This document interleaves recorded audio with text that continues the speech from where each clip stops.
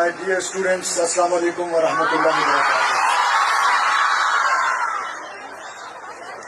Though I am very happy today, the Principal Sahiba and Madam Education Minister, I am not happy with you. Why my daughters are sitting on the floor? And I am not happy with my Chief Minister's staff because this was your duty too कि आप इन बच्चों को जमीन पे बिठा के बच्चे बात कराएं। If we can't arrange 2,000 or 3,000 chairs for my daughters, I'm not happy at all.